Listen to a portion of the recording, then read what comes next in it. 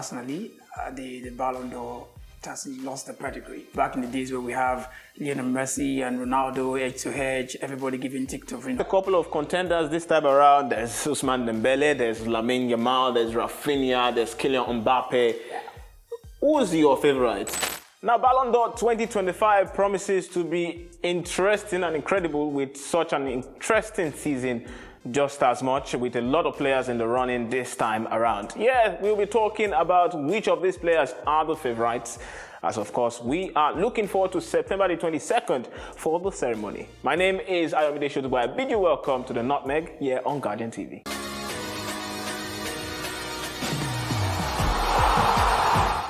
Yeah, of course, I'm joined by Hogan and Kay again to discuss the Ballon d'Or running, and great to have you guys on the show. Thank you very much. Always an amazing time. Quite a couple of contenders this time around. There's Ousmane Dembele, there's Lamine Yamal, there's Rafinha, there's Kylian Mbappe.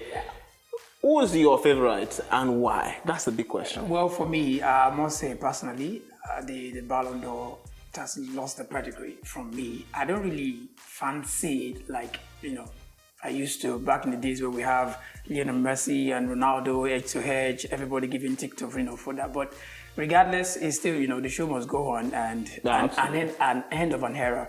So what we have now is Ousmane Dembele, quite an interesting season with PSG, and Rafinha with Barcelona. I don't have a favorite, to be sincere, I do not.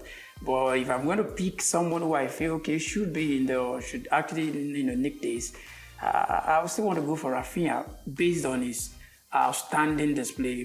It was about leaving Barcelona before Flick came on board, and then he turned the season around, and what an amazing season he had. Now, Kia set the tempo and said Rafinha and Dembele, of course, are leading the pack. But you begin to wonder, where is a place for the likes of Mohamed Salah, incredible individual season, by the way, and then Lamine Yamal, the one who everyone is talking about? Well, the likes of Salah, they did wonderfully well in the Premier League. He did wonderfully well in the Premier League. Yamal also did wonderfully well, both in the league and also in the Champions League. He actually contributed a lot to Barcelona. In as much as beautiful as Rafinha's season was, I believe that Yamal made huge contribution to the success of Rafinha and Barcelona. So if Rafinha is tipped to be the Ballon d'Or winner, I believe that equally it should also be given to Yamal. But we also know that there's this stereotype of Yamal is still young, he can still get it some other time. Do you believe in that? Do you believe in that? Do you believe in him being young and that being a reason for him not to be awarded? I think that school of thought is actually out of it for me. This is a guy who is just 16, 17, and look at what he was able to do, not only for Barcelona, for Spain. Look at the Euros, So for me personally, talking about a standout performer like Hogan said, Yamal, pick the bosses for me. But then again, it's not just about the personal performances we are looking at. We look at the overall amazing season they had and how they crowned it up with trophies. I'm wondering where Kylian Mbappe is in this conversation. Let me put some perspective to this now, because he's had a better start than Cristiano Ronaldo went first season. Of course. Yeah. So he might not have he won trophies as well. Let's not forget the Super Cup. He won that at the start of the season. Doesn't that count for something with 40 plus goals contributions? I think that takes us back to how Ballon d'Or nomination used to be. It is not just about what you did individually alone. It is about what you were able to contribute to your team. Yeah. If you score goals, how did your goals affect the team? And most times we say it boils down to how much your team was able to achieve by what you have contributed. And that's why Rafinha and Yamal are in contention. Dembele is in contention. Salah is in contention because his individual contribution, he was the one who had the highest goal scored in the league and the assist. So his individual contribution affected the team to winning a trophy.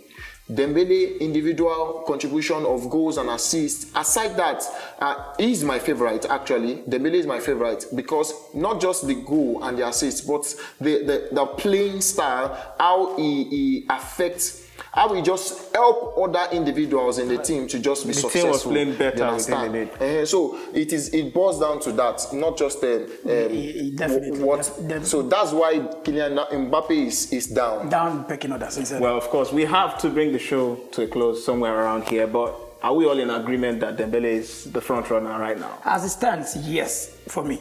But then, personally, by choice, I'm going to say Rafinha. But then, for you, it's just Dembele. Of course, you know that this Ballon d'Or is held in France. I don't want to talk about that, but maybe you can't ignore it. No, but we can't even look at that aspect. There was a time we have Thierry Henry and Pablo Nedved. You could see, alas, it was Nedved. Well, we'll see. When it is not that's why I said the pedigree for September me 22nd will determine, and then this argument will crumble, and then there'll be a standout winner. But thank you very much for watching this edition of the Nutmeg. Of course, you can be part of the community by hitting the subscribe button and also tapping the notification bells to get all our latest content in and around Nigeria. And right, guys, Hogan, it's been a pleasure. Thank you very much. Thank you very much. And that's, of course, the much we'll take. I'll see you next time. Bye for now. Dembele all the way.